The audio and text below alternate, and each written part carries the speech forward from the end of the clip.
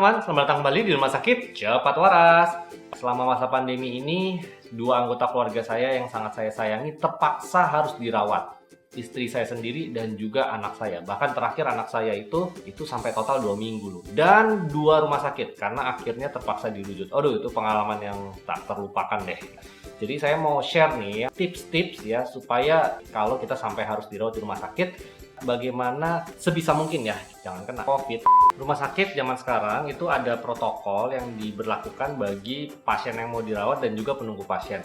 Untuk rumah sakit yang kemarin keluarga saya dirawat itu dilakukan pemeriksaan CT scan, kayak macam ronsen pakai yang lebih canggih gitu untuk melihat paru-parunya, karena COVID tahap awal itu sudah bisa langsung menimbulkan bercak di paru-paru. Jadi meskipun hasil swabnya rapidnya negatif, tapi paru-parunya mencurigakan dari ronsen, itu akan tetap dilanjutkan dengan swab PCR. Untuk penunggu pasien, kemarin di rumah sakit tempat keluarga saya dirawat memberlakukan pemeriksaan rapid antibody. Dan syukurnya sih digratiskan untuk satu penunggu. Jadi kalau penunggunya ganti-gantian ya penunggu yang pengganti berikutnya itu harus di rapid antibody lagi dan bayar gitu. Nah, setelah menjalani tes-tes tersebut, baik saya gitu ya, saya 2 kali ya jadi penunggu pasien gitu ya, dan istri saya dan anak saya hasilnya negatif semua. Saya harus bilang ya di awal ya, baik istri saya maupun anak saya itu sudah dites PCR nih. Khususnya anak saya itu sampai 2 kali loh dites swab PCR di rumah sakit yang pertama dan di rumah sakit yang kedua. Karena ya terus terang waktu itu gejalanya demam dan kulitnya merah-merah.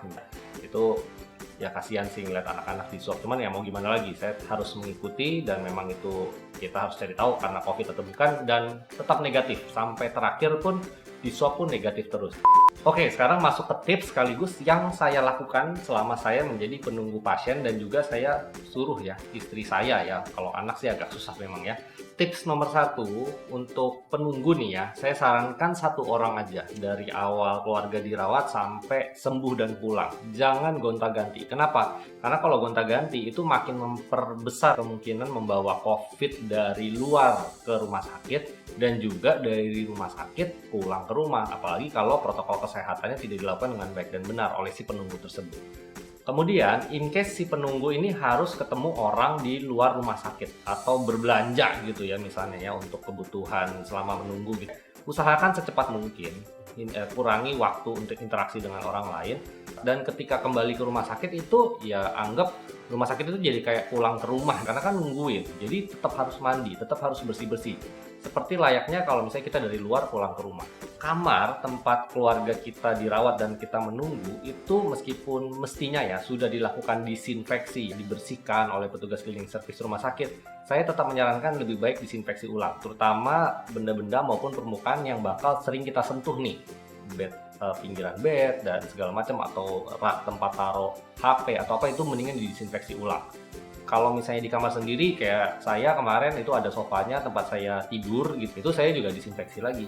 Nah, kalau nggak punya disinfektan atau nggak punya sarananya gimana? Ya udah terpaksa deh, ya kan rumah sakit tiap kamar tuh mestinya ada tempat cuci tangannya. Kalau habis pegang-pegang atau apa, terus kita mau pegang wajah atau kita mau makan atau apa, mau copot masker, cuci tangan dulu. Habis pegang masker, copot masker juga cuci tangan lagi. Intinya rajin-rajin cuci tangan. Kemudian masker itu sekarang hampir semua rumah sakit ya, mestinya sih semua rumah sakit mewajibkan penunggu maupun pasiennya itu pakai masker medis. Dan saya sangat menyarankan jangan pernah mencopot masker kecuali makan atau mandi. Di luar itu pakai terus aja deh maskernya deh. Meskipun sudah di screening, apalagi yang rawat gabung sama beberapa pasien gitu, kita tidak pernah tahu ya bener-bener COVID atau bukan gitu ya. Kan bisa aja tuh kelolosan screeningnya. Jadi tetap waspada aja ya teman-teman. Dan gantilah masker ya setiap 4 jam supaya tidak rasanya tuh nggak enak gitu loh. Dan pakailah masker medis karena masker medis itu ada lapisan dalamnya yang untuk mencegah droplet keluar. Jadi ya kalau pasien yang lain, penunggu pasien yang lain juga pakai yang itu, kalau misalnya mereka ada COVID itu paling tidak sangat menyaring deh ya, sehingga droplet yang keluar itu sangat sedikit. Dan kalau misalnya kita juga pakai masker dan jaga jarak dengan yang lain meskipun satu ruangan, mudah-mudahan tetap nggak kena.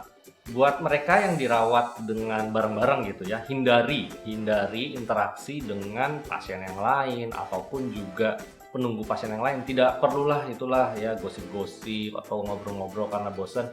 Ingat, kita menghindari interaksi, kita menghindari banyak bicara supaya amit-amit jangan sampai kena kuman apapun itu, khususnya COVID.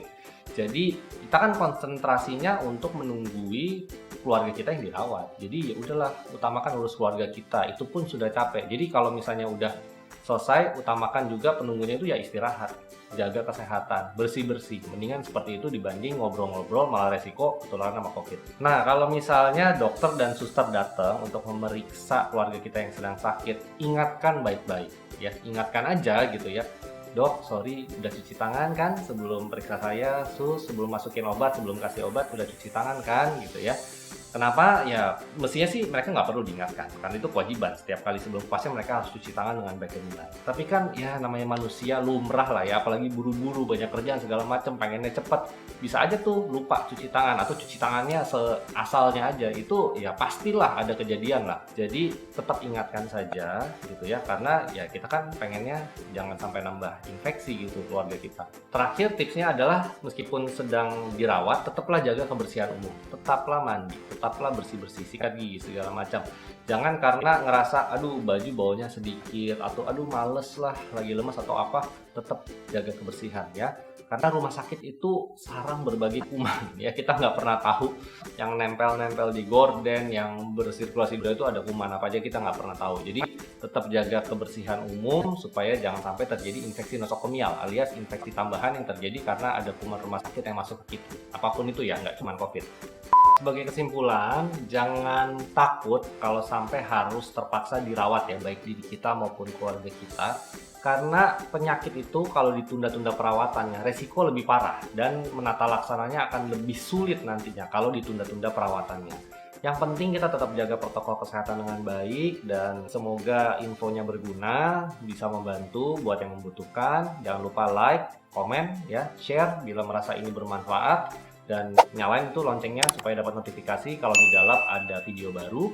Akhir kata, saya Dr. Aldo mengucapkan semoga kita senantiasa sehat, selalu dalam perlindungan Tuhan, dan selalu waras, makin waras, menjadi sobat waras di channel Nidalab. Dan sampai jumpa di episode Rumah Sakit Cepat Waras berikutnya.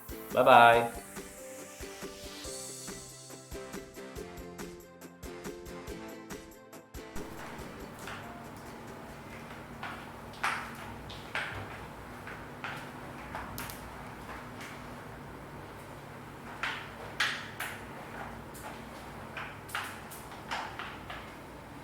Mau konsultasi?